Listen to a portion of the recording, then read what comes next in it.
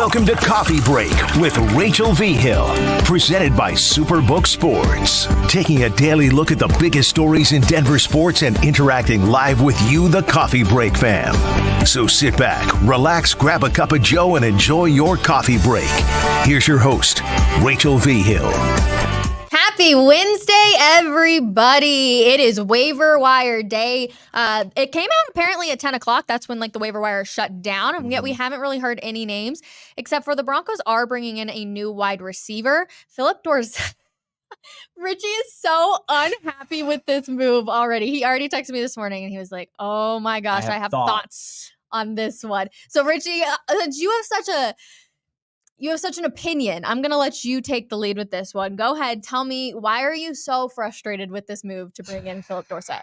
Okay, well, first of all, we have to go back to the finalization of the initial 53-man roster for the Broncos. So when that happened, we had 4 wide receivers on that roster. 4. That's lower than I think anybody would have thought. Yes. Okay, and of those 4 wide receivers, one of them is Jerry Jeudy, who we don't even know if he's going to be healthy yet, for sure, for week 1.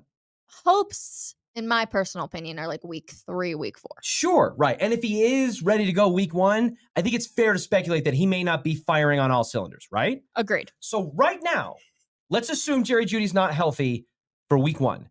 The Broncos do not have enough human beings with pulses at the wide receiver position to line up in a 4 wide receiver set. They have 3 healthy ones if Jeudy's not there. Even if Jeudy's healthy, they don't have enough for Sean Payton, if he ever wanted to, for whatever reason, to go empty backfield, 5 wide. There's not 5 wide receivers on the team, so you can split a tight end out there, I suppose. Yep. So that's where it starts.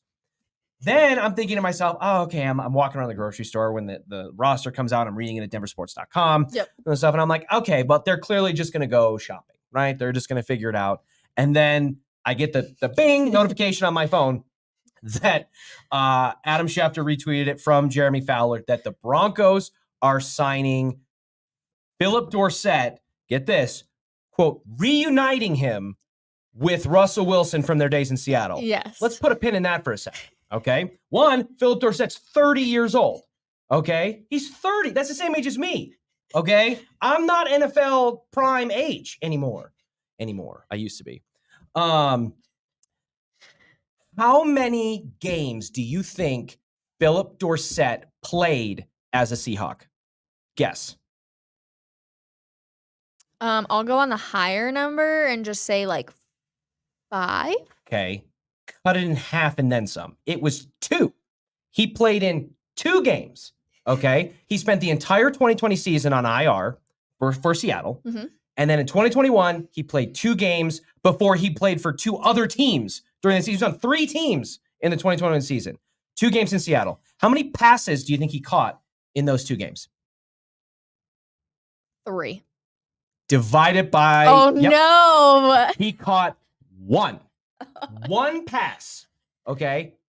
But Geno Smith was his quarterback.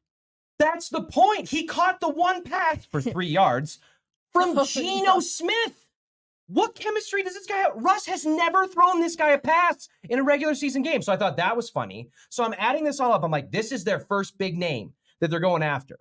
And it's 30-year-old Phillip Dorsett, who's about to be on his 4th team in 2 years, or 4th team in a year, whatever it is. And he's caught 1 pass from Geno Smith. That was his time in Seattle. But he's being reunited with Russell Wilson. I don't even know if they'd recognize each other if they pass each other in the training room. I swear to you.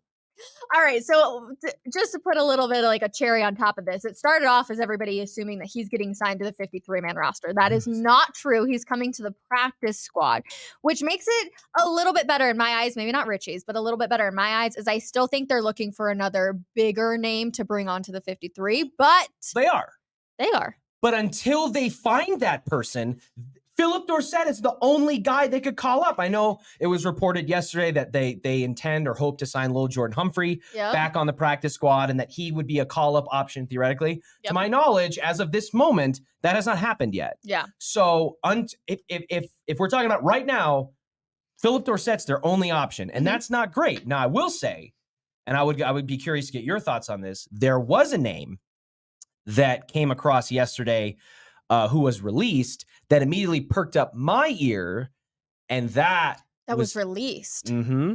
AFC or NFC? He was an NFC team. Gosh, I don't even know if At I the wide saw receiver anybody. position, Okay, just give it to me. Jalen Reagor. So Interesting. Jalen Reagor was released by the Minnesota Vikings, Yes. who, as we know, was George Payton's former team. And we've seen George Payton use that connection and those relationships he has in that building as a pipeline to bring guys in the offseason and regular season, because that's who he's most familiar with. So Jalen Reagor was drafted originally by the Eagles. Yes. Okay. He was first round pick, 21st overall, I believe, drafted ahead of Justin Jefferson. I was literally about to say. Behind Jerry Jeudy, but ahead of Justin Jefferson. Yep. Now, he hasn't lived up to the billing of being that first-round wide receiver. I think people are looking at him even more aggressively disappointed than they did at Jerry Jeudy. Yes. But if I'm the GM, I'm looking at that and saying, okay, we got Phillip Dorsett at 30 years old on the practice squad. Like, this is a guy. Now, he's probably going to have waiver interest, but the Broncos are 5th. Yes. On the waiver priority list. That you're top 5. You got a shot. Yeah. I would be putting in a waiver claim for Jalen Reagor because he's young. He has clearly the athletic ability to have been considered a first-round pick, and it just hasn't caught on for whatever reason. I would be way more intrigued at taking a flyer on a Jalen Reagor than I am about Phillip Dorsett or even Little Jordan Humphrey. I feel like I'm saying Phillip Dorsett with a lot of attitude, and I'm not trying to. I feel like, well, first of all, there's lots of opinions on this ad, but someone did say Jalen Reagor. So you guys were on the same wavelength this morning. I'm afraid we lost Kendall Hinton and Montreal Washington. I don't really care for Dorsett. I love this addition from Lawrence. Holy smokes.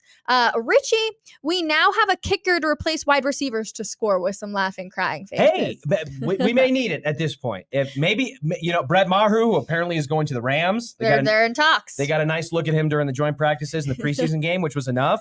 But I'll tell you what, if Brett Maher was still on the team, he may have to line up for a couple of routes in week 1 at this point. Yes. They cut everybody, Rachel. They literally, their wide receiver room. Again, we came into training camp being like, oh, they're stacked at wide receiver. Psych. I feel like this is always happening to the Broncos.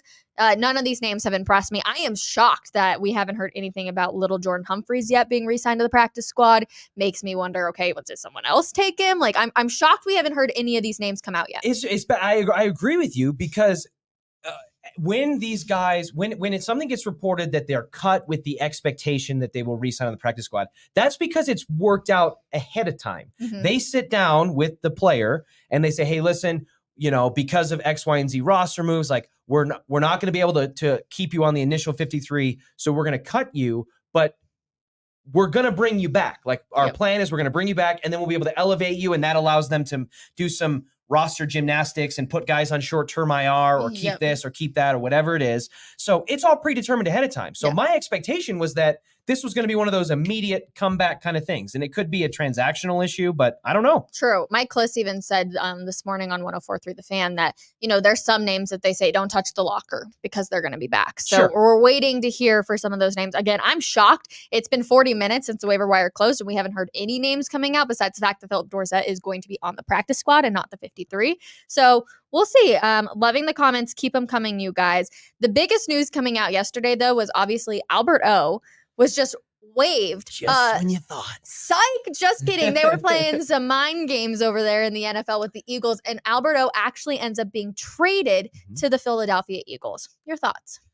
Good for the Broncos, right? This is one of those weird situations where you caught the right team in the right situation who wanted something that you were just ready to give away. They were willing to pay for it. And the reasoning, my guess would be, is that they assumed, they being the Eagles, assumed, like we did, that Albert O was going to get some interest on the waiver wire after that preseason game that he had and all the buzz that he generated. And obviously they were so far down on the waiver wire because they're a really good team. I think it's like 31 or like they're sitting in like the bottom handful of teams. They're like, we got no shot. And they like him enough that it was worth parting ways with a late round pick, and their GM and their organization has been very confident in wheeling and dealing picks. That's like kind of what they've been known for. It's how they acquired Jalen Hurts, by maneuvering things in the draft and whatever.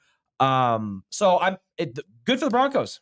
Nice little bump. We said yesterday, though, we were like, something sneaky is going on because Alberto's name was tossed out there like way too early, it felt like. And this is why, because they did toss it out saying, we know somebody's probably interested in him. And if they're far enough down on the waiver wire, they might come back and say, wait, we'll give you something for him. And you're right, absolutely on that, because like it was reported that he's being waived.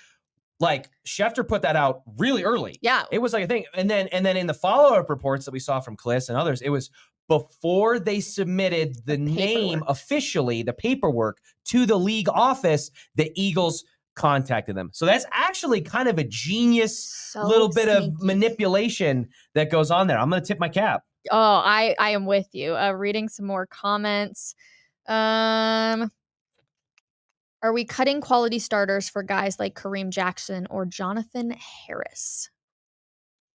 Are we cutting quality? I don't think so. I think that there is a need for, I mean, you can always go younger, right? I had this debate yesterday about Alberto and Greg Dulcich. It's like Alberto is in his ways. He's a little bit older, so Greg Dulcich is probably the better way to go. But you need a certain amount of veteran players on your squad. And Kareem Jackson's not going to be a starter, and he's accepted that role. But I don't think that they're cutting quality players for that purpose. I would say this. Kareem Jackson's almost like a little bit different. I would say that like the Alberto, Greg Dulcich thing, like you were saying, like that is one side. Yes. The Kareem Jackson thing is a little bit different though, because Kareem Jackson is a 14-year veteran in the NFL, I believe. He's we've seen him make a lot of plays here, but clearly they are ready to move forward with Caden Stearns, and Justin Simmons is Justin Simmons at the free safety spot. So I understand the concept of being, a little bit eyebrowy at the Kareem Jackson, because Kareem Jackson's not going to play special teams, I don't think. And usually when you're talking about a backup safety, that is like a prominent special teams contribution opportunity there. And they're not going to do that. So I could see you saying like, hey, we're cutting quality players or quality depth who are going to contribute in more ways to keep a guy like Kareem Jackson. But I'll tell you this, knock on wood, if something ever happened to Caden Stearns this season, I would feel very good about having Kareem Jackson ready to step into that role. If that means we have to, keep an extra position somewhere else or finagle the special teams element of it in a different way, I think that's a dice I'd be willing to roll. Kareem Jackson, a friend of the show, he was on a couple months ago when he was, I think he had just re-signed with the Broncos actually when he was on.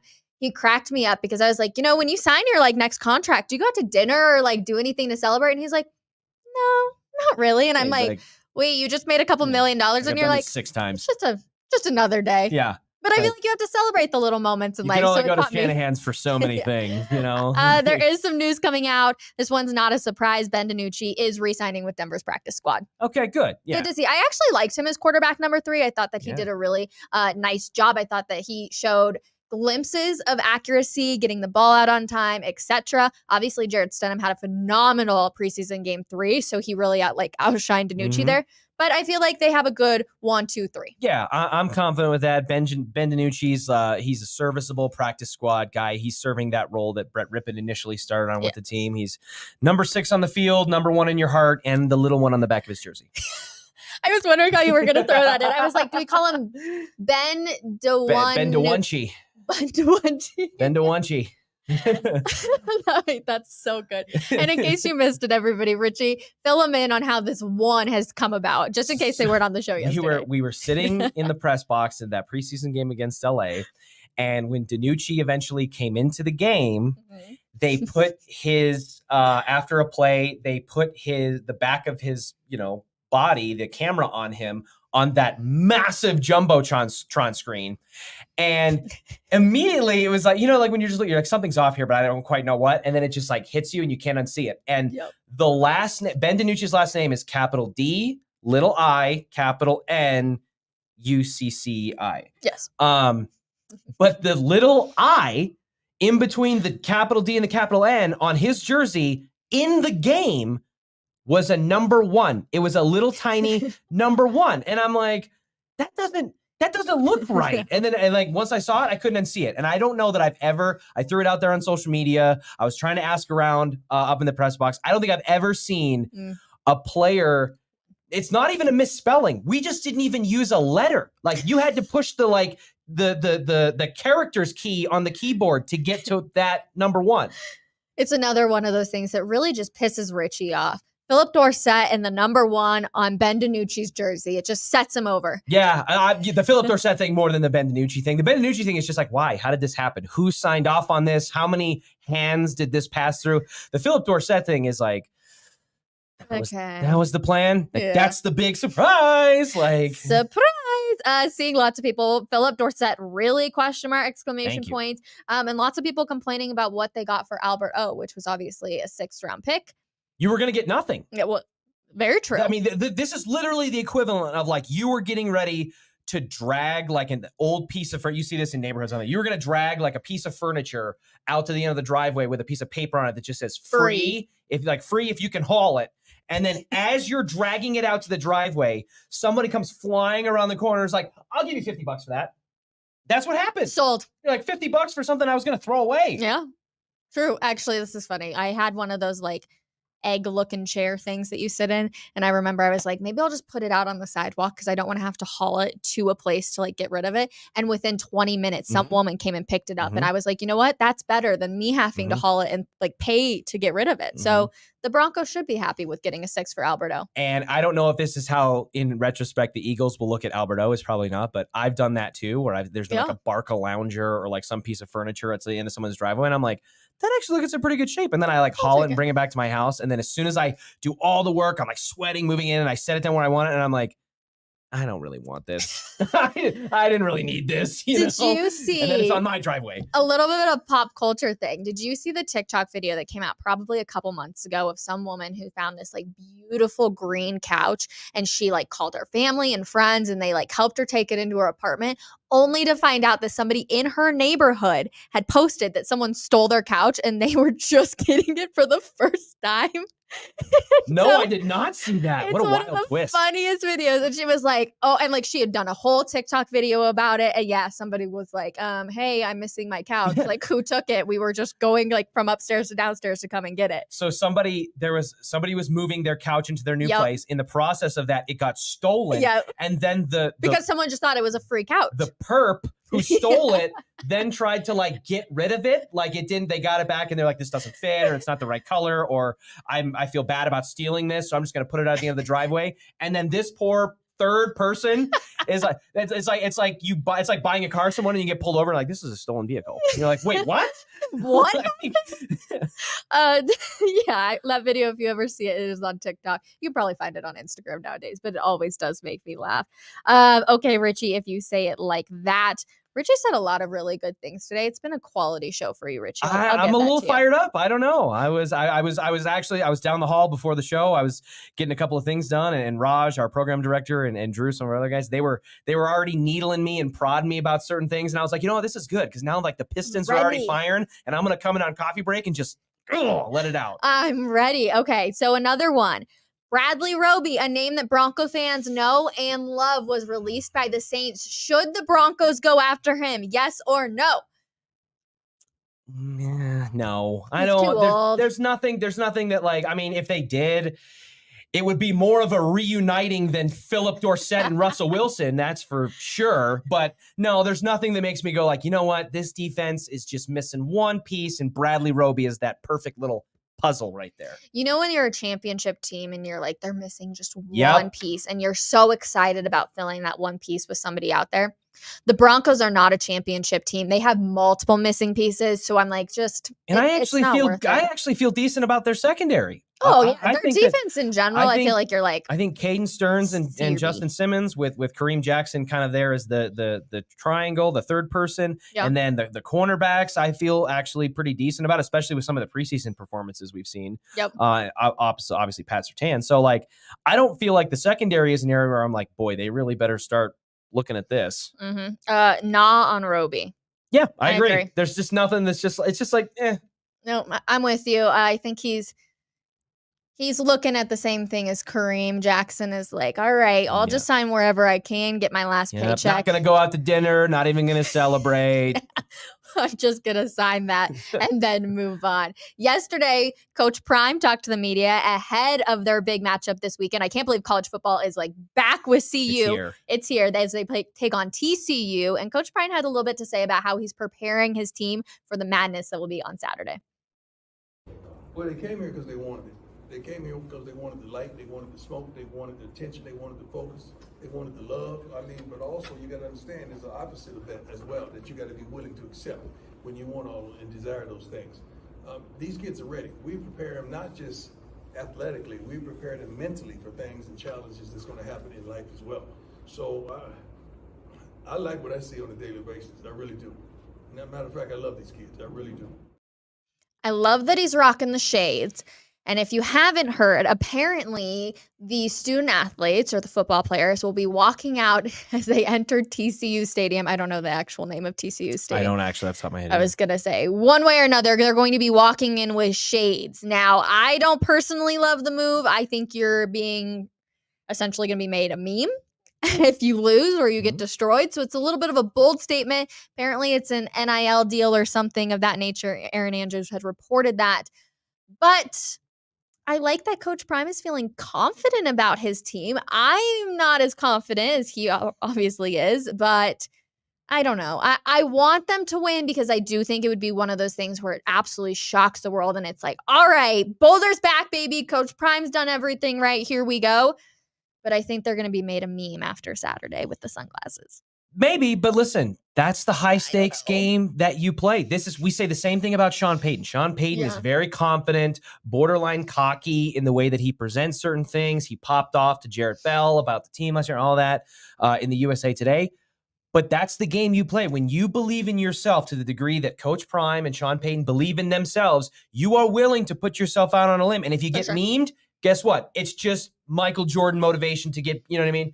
To get better and go from there. And I liked what he said there about preparing the players mentally for this kind of, because let's just set the scene on CU really quick. Okay. This was a 1-win team last season. One.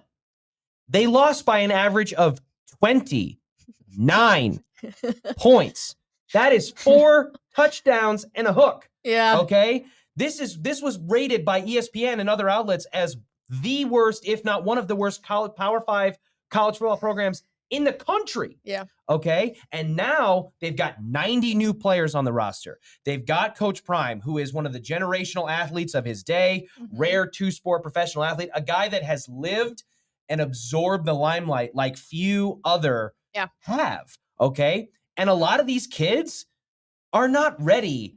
This is just another scrutiny that's going to come. This is another Wednesday for Coach Prime. He lives in the spotlight where he's constantly being judged and evaluated and criticized and critiqued. These players, these guys are kids. They're not ready for that. So I like the fact that he's mentally preparing them in addition to getting them prepared on the field because they're going to need it. Those lights are going to be really bright. For a lot of those kids. Very bright. The scrutiny is going to come very, very hard, and that's because of who their coach is. Let's be honest. If Prime wasn't there, no one would even look for a second at CU. So they have to deal with scrutiny, and they're going to deal with it. Even if they go 0-5 or whatever, they're going to deal with scrutiny the entire season. All the potential to get memed, the this or that. They as a program being CU, they need this. Oh. They were dead on arrival. Yeah. By all intents and purposes. And you're right. If Coach Prime wasn't affiliated with the University of Colorado, wouldn't matter. No one would pay attention to them if they weren't being paid to do so. Yep. Or you're a fan, I guess, an alumni. But even then, so they need this. You know what it means if you're being memed? That people care. You're relevant. Oh, yeah. Okay. I like if you're being memed, people care enough Yeah. to try to put you down, to make fun of you. You are in their headspace enough for that to happen. And for Colorado, that's like a best case scenario. Yeah. No, very true. Some more names coming out now as names start to roll for the practice squad. Cornerback Art Green has been signed to the practice squad, as well as offensive lineman Will Sherman has been added to the practice squad. Great. So, yeah. Two names most people probably don't know, but it's good. It's those are names that if you're hearing them regularly on Sundays or whatever, then things are probably gone in a different direction. Yep. But still, you need bodies, you need depth. And these are guys that spent the offseason with the Broncos that have already gotten their initial baptism into the Sean Payton experience and all that. So great. The more we can bring back to have depth in that regard, the better. No, for sure. Real quick, hockey stuff, have you seen this whole camp that's going on with Cale Makar, Nathan McKinnon, like Draisaitl? I No, saw a tell me about it. beautiful shot that's going on. I'm not exactly sure the name of the camp, but essentially like a lot of big names are all getting together and working out. And it's been pretty cool to see. There's lots of good videos going on right there. Cool. It reminds me of like the tight end university thing that like Yes. George Kittle and Greg Olson on there, where it's like the summit. Exactly. Von Miller does the pass first. Is that what it is? So it's like It's essentially like that, I think. cool. I know. Hockey's going to be back. Basketball's going to be back. I'm already getting excited for the Kobe unveiling. Like, there's a lot of like good stuff on the horizon. Yeah, I mean we've talked about this, you and I, Rachel. We're like, how blessed are we right now in Colorado Crazy. that when your major sports teams are Mhm. all fairly relevant, except Yep. the Rockies. The sports calendar, Besides the there's not a lot of gaps. No, Like, we've been so lucky. you know, it's not a situation where, like, you know, when we went through years where the Nuggets and Avs were, oh my gosh. And it was kind of like they became an afterthought the second the regular Yep. season ended. And then even when it wasn't even really until into the regular season that we were like, okay, they're coming back. Yeah. Now it's like we're locked in for off-season conditioning. We're paying attention to Aaron Gordon and Nikola Jokic being in Serbia for like apparently So cool. a really long period of time. He So must cool. have like timeshare out there. So You don't think Jokic has another bedroom that AG can bunk in? he probably does. I But could the would bed love fit him? I would love an MTV Cribs Oh, episode of Nicole. I bet you Nikola Jokic's house is the most average looking thing. Like he's got IKEA furniture, just like everybody else. it is who was on quarterbacks? Marcus Mariota. Nope, the other one. I can't Kirk think Cousins? of Kirk Cousins' Yes. house of the NBA. I bet you Yes. money. Yeah, That was a just great show. The perfect Midwest man, Kirk Cousins. Yep. Michigan State, my guy. Lots of people talking about CU. There are a lot of haters hoping for CU to have a losing season. I'm really hoping for a great season. After CU wins, they can put the sunglasses on. I'm all for that. But don't walk into the TCU stadium wearing them, please. Nope, I disagree. Do it. Oh, no, please don't. This is who you are now. No. Embrace it. If you That's so fail, bad. you just have to improve and get better. But you're either all in or you're all out. With Coach Prime, with Sean Payton, when you have a coach of that magnitude, you either buy in or you don't. Yeah. So wear the gold chain, wear the glasses, come out with the cowboy hats to music and smoke and, you know, whatever. Let Coach Prime Could you ride imagine Ralphie if into they- the stadium. I don't care. Let's not do that. We don't need to see anyone get hurt. But Yeah, well, I'm just saying. has it It'd been be cool. announced if he's going to run with Ralphie here for week 2 against Nebraska? I don't know. I know that was like up for They debate. did the video where of he them met meeting Ralphie it. for the first time, So where fun. Ralphie ran up to him Yeah. and he was freaked out. I don't know. I would say, like, I feel like he might be down for it, but he may also just want to be like Captain Swag and, you know, I don't want to break a I'm chain. gonna walk out. Yeah. What can I say? Maybe he'll come out on his Segway, which I would love to. Prime has proven nothing in CU is horrible. A lot of hype and noise. Only Power 5 offering him a job. I do think it pans out well in 4 years' time. So If Deion Sanders is here in Colorado for 4 years Yep. coaching this team, they might have a college football playoff game appearance on their resume quick if question. things go well. CU Buffs will finish with a 5-7 record. Is that considered a success for CU? Oh my God. Yeah. 5 wins. They won 1. You won 5 times. Again, this is one of those, like, I love these like player A, player B comparisons, right? We see this all the time with Nikola Jokic. Like Wait. player A has, you know, these stats Oh, and these yeah. stats. Player B has even better stats. And then it's Nikola like Jokic is like always up here. player B is always Nikola Jokic and player A is like Magic Johnson or like, you know, prime Kobe Bryant or whatever it is. Yep. Like if you just put that on paper, you're like, we're talking about team A. In 2022, they won 1 game Mhm. and they were considered one of the worst programs ever. They lost by an average of just under 30 points, all this stuff. And then in 2023, they won 5 times as many games and they were on Big Noon kickoff and they this and that. If you're just looking at it as a blind resume, you would throw your money at that. You'd be like, Yeah. absolutely, give me that. So I know 6 wins is bowl eligible, and that's like a bar that people set. You win 5 games in Prime's first year, sign me up. What if the Broncos win 8? Is that considered a success? Hell yes. Oh my god. Rachel, they won 5 games. Oh my god. That's like a 60% increase No. in their wins. I don't care. They're professional athletes and that's still bad.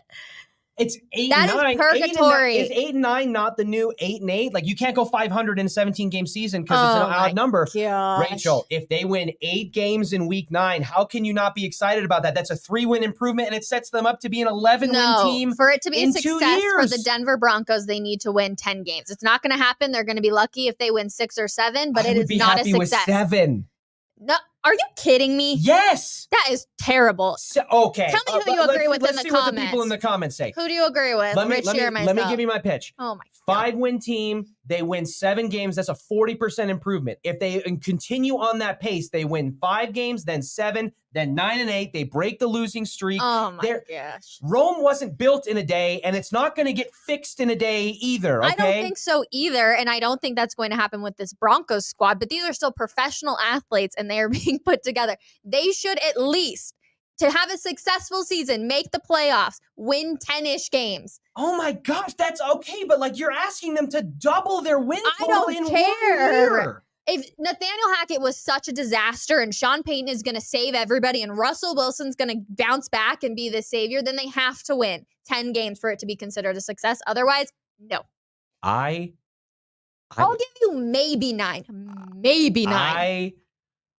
I love being your co-host, but I don't ever want you to be my boss. Your expectations are so high. Like, if you don't double your productivity and completely erase the sins of the past in 1 year, it is over. Well, and here's my other thing. I'd be fired. They didn't. No, you wouldn't. You'd be fine. Here's the thing. They didn't just blow it all up. If they just said, hey, we're going to blow it all up and we're going to start over, I'd be like, okay. No. They tried to find the mix, like the missing pieces. And so you did that. You gave up more draft picks for Sean Payton. You better be good. I talked about this yesterday, and I'll bring it up again because you just kind of hit on it. Yeah. The crux of the Broncos' problems since Super Bowl 50 have been that they've tried to embody a very flawed logic that was put forward by John Elway, which is we're going to win now and from now on. That is 2 distinctly different identities that you can't set up for the same way. If you're trying to win now, you bring in Case Keenum, Joe Flacco, all of that, and you try to plug and play. If you're trying to win from now on, the logic is to start over, rebuild, strip it down, and create a foundation. Yep. The way I described it yesterday was you can be Barbie or you can be Oppenheimer.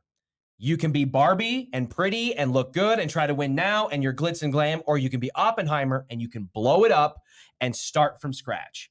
But you can't be Barbenheimer. You can't try to look pretty and win as many games as you can without committing to what it takes to set up that foundation. I like this comment, actually. Broncos need 9 wins to not be a failure and 10 for it to be a success. Boom! Broncos beat. You hit it right on the man. I'm not going to harp or criticize too much on you or the comments and the people listening for having that expectation, because this is a team, this is a city that has a football team that has a proud tradition of winning. And the expectations that come with that are high. And that is a good thing. Mm-hmm. But because of the changes that have been made and where the landscape sits currently, I do think we need to be a little bit more malleable and a little bit more patient. And we can be patient, but that doesn't mean it was a success. Going from 5 wins to demanding 7? Going from 5 wins to demanding 10 is not very patient. You brought in Sean Payton to be your head coach. Yes. You gave up draft picks to do it. Yeah. So you better have something more to show than 2 more wins than a disaster that was Nathaniel Hackett. What is the Super Bowl window? Ooh, we will get to that question tomorrow morning right here on Coffee Break. Tease. A very good one. You guys, make sure you come hang out with us. We love seeing all of your comments. Lots of people are worried about kicking still. We'll get into that tomorrow about Phillip as Dorsett. well. 50% roster. He's just practice squad, everybody. Don't worry. Get back to work. We'll see you tomorrow morning, 10:30 a.m. Bye, everybody.